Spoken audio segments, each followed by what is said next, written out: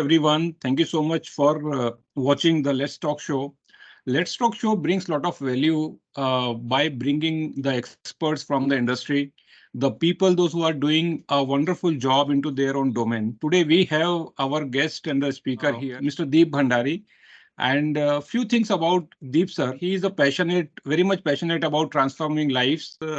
Deep sir is currently working as a consultant and an executive coach, and he's helping the international organizations like Innovara and Everwise in terms of providing his consultation and the services. He's also into the editorial board of Medicine Man and also a faculty for eminent management colleges like Narsi Monji.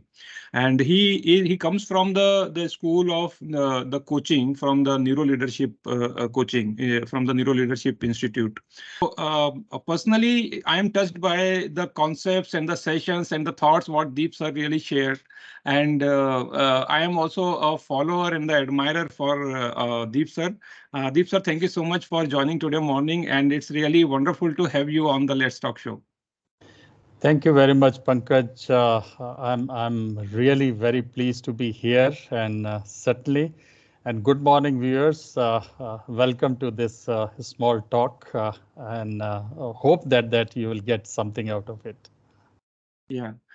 Thank you so much, sir. The first question is kindly share about your journey, share about your because the learning comes from the journey what we all go through. Share about your journey, sir. How has been your career and how has been your entire learning to our viewers? Okay, that's a tough question to start with because it's been a really long time. And when I say long time, means that my professional journey started some 40 years back. But let me put into a context for our listener, help them understand that when I started my career in pharma, those days life was lived rather in a linear fashion. What I mean by linear is that like you're born, then for next 20-25 years that you get education. After education, you start a job or start working, right? And then possibly that over a period of time that you get married, raise a family, raise kids, retire, and so on and so forth. Rather a very simple life, right? So what we call it that we have the life stages, that each stage that this is what that today when we look at that, life is very different, very complex, and that's what. So I want you to understand that when I started, I was being trained to be a programmer in early 80s. As you know that there was hardly any commercial computerization those days. So I accidentally joined a Swiss multinational company those days called Sandoz. What is important is that I was lucky to join at a time when Sandoz was into a massive transition, and not many people were comfortable with the massive change brought by a very dynamic legend, Mr. Tarun Gupta. He's very well known in pharma industry as a very dynamic leader and a educationist. And so I took this full advantage of that him being a teacher, and so learn fast and adopt, because I joined at a time that I didn't have the baggage of the old legacy. Possibly that I was lucky, and that helped me in my earlier part of my career as I got into from a rep to a first line manager rather very early. My first team, I remember that most of people were many years senior to me, and I was barely 26 years old when I was the first line manager. In those days, you can imagine that where there was not significant growth, expansion. I think that was a quite good achievement, and that's really helped me. The other part that I was fortunate that I was always being associated with the leaders, those who were very good teachers. So be it Mr. Tarun Gupta or those another excellent marketing professional and a wonderful teacher was that V.R. Navelkar. I think that those kind of breed today that we lack and see that. So I was very lucky and fortunate to groom under these people. Uh, so I grew very fast, become zonal business manager in the event that I travel across. So adaptability, learning are the two virtues that which help me see the things through.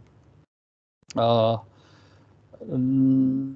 Mobility is another. I was never inhibited that whether you put me in a northeast of India or a down south in Kerala or that in central of India and Lucknow and things like that. So I kind of moving around, and this gave me possibly a very diverse exposure. How people are different, how culture really shape their thinking and action, right? And so those were invaluable lesson in my life. The second most important transition, I was a zone business manager, and Siva and Sandoz merged to form Novartis. So Novartis happened in 96, 97, and that was a big change in my life because I moved from being a sales manager to a trainer. And very quickly I discovered that my interest lies in more behavioral training, the skill development, rather than that those knowledge in the product development, product knowledge and all those things. And that's where that I start associating with many of the great HR professionals. One of the most inspiring those days were Dr. Rajan Mehrotra. He's an industry legend, again a very solid teacher, right? So that's what that my first that interaction in terms of that being part of HR happened. And very quickly I realized that I lack a formal management education. So I got and that's where that I say that we are moving from now the life stages to life choices. So possibly that was the time that I got admission into NMIS, did my master's in marketing, and that really helped me to shape up. Just now move little forward and things like that. The important part is that from there on, I never hold any position more than 3 or 4 years. They keep on changing. Either a responsibility was added or I was moved. And that really shaped my career, my learning, and my thinking. I'm never afraid to move that. For example, that in early 2000, I was heading the sales. I moved from training to again back to sales, and I was heading a sales for Novartis, and I was offered to move into a very new area those days, and that was the commercial excellence. Those days we never used to call commercial excellence sales force effectiveness, and it was rather an administrative function, right, and sales training. I jumped into the idea, right? And many people said that you're killing yourself, that head of sales is a very important position for the organization. I said that I don't care.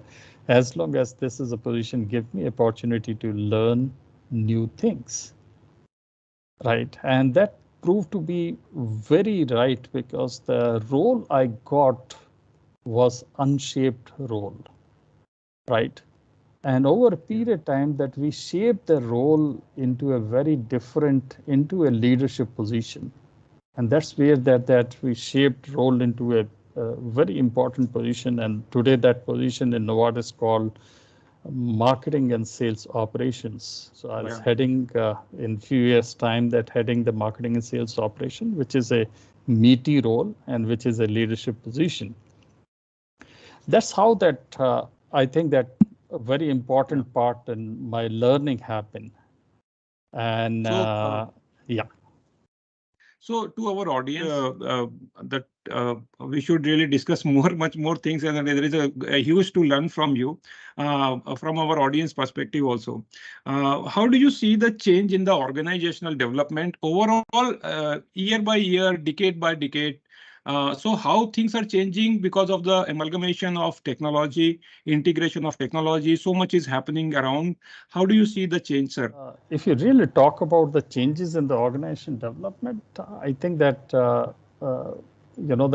something that comes to my mind very quickly is that most companies are rather in hurry and want a very quick fix solutions. And even if they have a faith in the organization development processes, they still lack resolve and the resources to commit in finding out the true sustainable solution, right? And in spite of that, all the help and all the things that what we have for our disposal, take any issue today that we face in the organization, right? For example, take for example that pharma industry for many years, finding problem to attract the right talent. Okay, attrition rates are very high. Okay, yet we don't see that many organizations really trying to find out or identifying that what is the real reason about it, right? Find out the appropriate solutions and then bringing those solutions and then measuring and things that's what that organization development process is that we talk about, right? Rather than that, everybody is trying to find something that which is a very quick fix solution to it, right? I'm sure that you have worked for the organization where that everything is there, yet that most of the time that HR and the line managers are spend a number of hours in recruiting people, because that the attrition tends to be 25%, 28%, or so on. A third of the sales force get replaced every year. Okay. And nobody gets into the skin of thing and things like that. And that's where I believe that, my very thoughtful inspiration in leader, Professor Sumantra Ghoshal, he talks about that how do you change the smell of the place, right? And he contextualized, he gave an example, which is a wonderful example, right? He says that he comes from Calcutta, born in Calcutta, and he spent a number of years in London Business School and in France, another business school in Fontainebleau. He said that during July, that July or mid-August, that's where that the kids used to have the summer vacation, and he used to visit Kolkata. And Kolkata at that time that is a pretty hot, and humidity is very high. So most of the time that he choose to stay indoors and doesn't feel energy to go out and do anything, right? While he say that in springs, that in Fontainebleau, if you from the campus, so there's a forest in between, and then when you cross that forest, invariably that you can't just walk. You break into that, either you jump or run and jog and things like that. Why? That atmosphere or the air is so crispy that you can't just stand still and things like that. So that's what we say, that the smell of that place is so enlightening that gives you full of energy.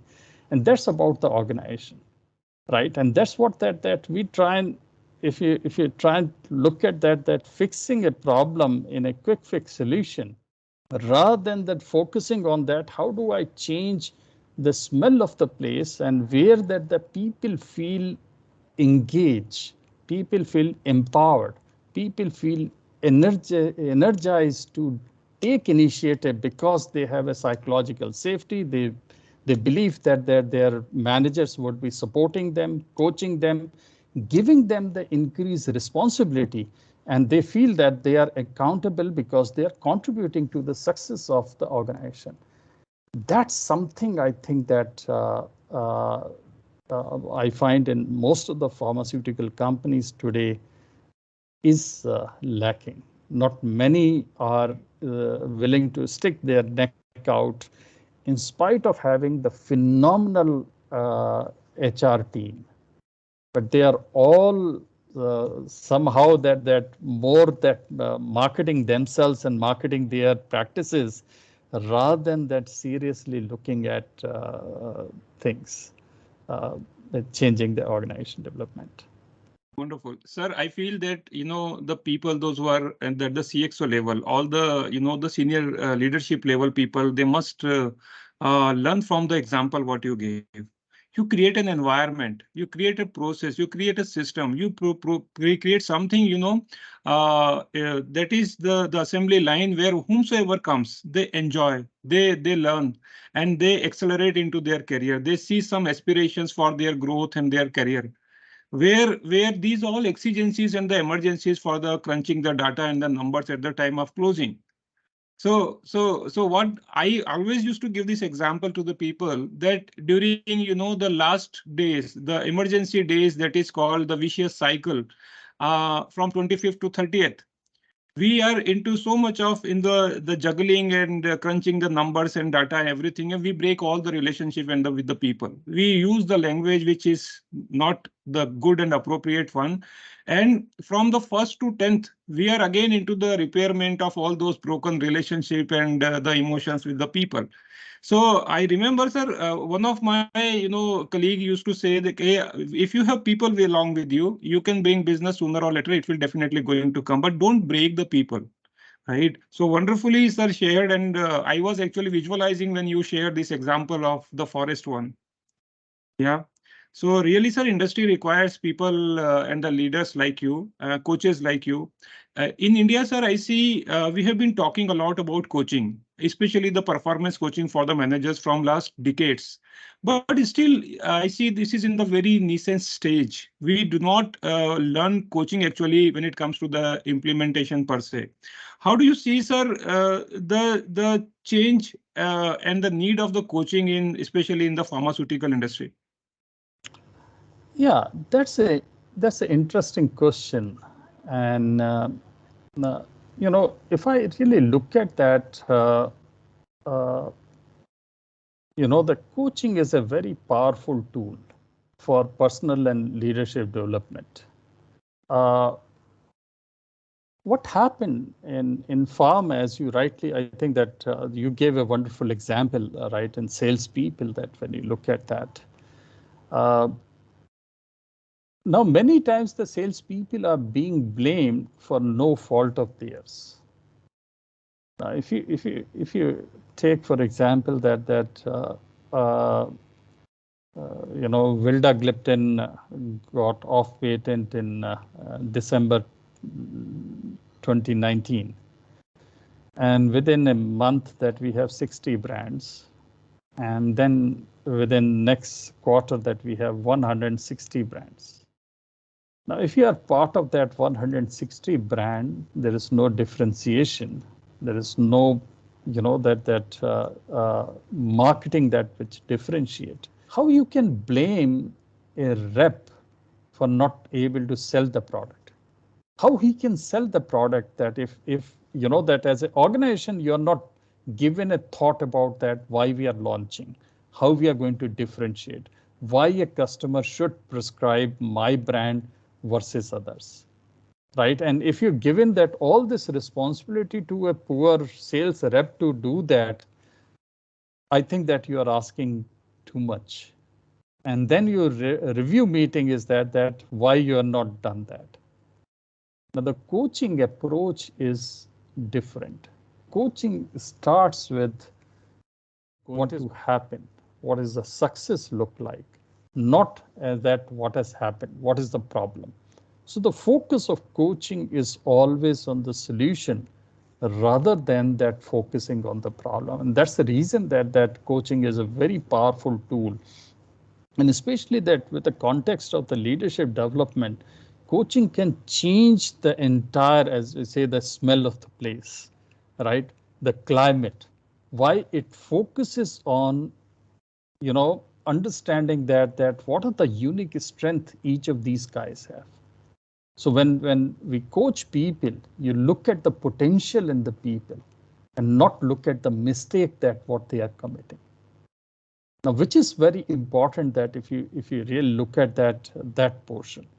But then please understand that for coaching, you require again a climate. And the climate is that trust. It's a collaborative process. If these two guys are going in a different direction, you can't coach them. So there's a coachability. The people, those who have a full faith in their leader, right? And the leader has a full faith in the people. That's the premise that coaching should start, right? So how do you build that climate first before you even think about the coaching? Second part is that most of the leader today, uh, as one of my boss, you say that I need to add value. So this paradigm of adding value is killing organization. And adding value means that if somebody comes to me, I must tell him that what he should be doing. And coaching, that doesn't work. Coaching works is that if you are the person who's going to do the job, you know that how to do it, right? You might not able to think about it. So coaching facilitate a better thinking. And that's where that you ask people, right? Ask people. And when you ask people, that help them to improvise thinking. That's a difficult part. The easy part is that if somebody comes to me that how do I do this? And I tell you that why don't you do 1, 2, 3 things, right? And he said that great boss, that's a wonderful solution and go, right? And that doesn't work. Even if you look at that today, that we borrow this term leadership from army. And army traditionally, that if you look at Indian armies across the globe, army follow the orders. There's nothing that important than they've been trained. They follow the orders, right? Today the warfare has changed completely because the generals or the leaders may not know that what is happening actually on the ground. They may not have the complete picture. So even a soldier need to be trained to make a decision, make an assessment of the situation and make a decision. So these things are changing quite a bit. You have two wonderful kids, and if you just tell them that do this, right? How often that they will accept that as it is because it's coming from a parental advice? Think about it. I think that young generation is a very good example that they need to be encouraged to ask questions, right? And should develop their own independent thinking. And I think that you are blessed to have wonderful kids, those who have a absolutely that empowered thinking. Yeah, thank you so much, sir. Sir, while you were talking to me, I remember in one of the review meeting, you were there in the room, and there was a discussion going on the demonstration call and the observation call. And in one of the the case, you said that okay, while you demonstrated, what happened then? Then the another colleague said that, sir, I was keep on demonstrating to make him learn. Then you said that how long you will keep on demonstrating? Where is the observation? Why don't, if he commit mistake, let him commit mistake. Come outside, discuss what has happened. How will you be able to improve? That's what the coaching is all about. So you are talking to me, which is helping me to remember all my past memories also. Another in one of the, sir, the Let's Talk show, I was talking to Prabir Jha, sir. He said that now the leaders are missing. Now we don't see that the leadership people, those who really help others to learn by the action. As you said that fortunately you are amongst the few people those who are in touch with the pioneers, right? So how do you see, sir, that to bring this kind of culture of leadership, what are the few practices would you like to recommend to the CXOs or the people those who are sitting in the boardroom? See, it's very difficult to pinpoint that, what really works in the organization, what kind of leadership work, because to my mind is that we often make this mistake of talking about the leadership styles. Right. To my mind is that leadership is always been very dynamic, and your ability to adopt your style to match with that the situation that you are in, that's something that which is more important. So leader need to be very flexible in changing the style based on the situation to situation, rather than focusing on a particular way of leadership that gives result. Now we talk about coaching per se. Coaching is a very important style of leadership, has a very positive impact on the climate, where the people and those things. But then prerequisite for coaching is that the people are willing to understand that what they are good at, where they need to get better, right? And that's where that possibly the coaching works. But then if there is a firefighting, uh, month-end situation, right? You need to get the number. Possibly that you need to get into a little bit of authoritative or directive that this is what that. Why? Because that point of time, I don't think that you have many opportunity to really that coach. Right. I'm not saying that there's no opportunity, but then something that works quick and fast is might be that more specific directive, or there is a younger people, those may lack certain skills. So that as a leader, that how you really assess the situation and then transform your style to match the situation might give you a much better results, might give you a much better control, or able to facilitate the situation uh, powerfully than adopting a particular style. Uh, my favorite is always that a coaching is a wonderful way to really deal with the climate and the situation we are in today. Yeah.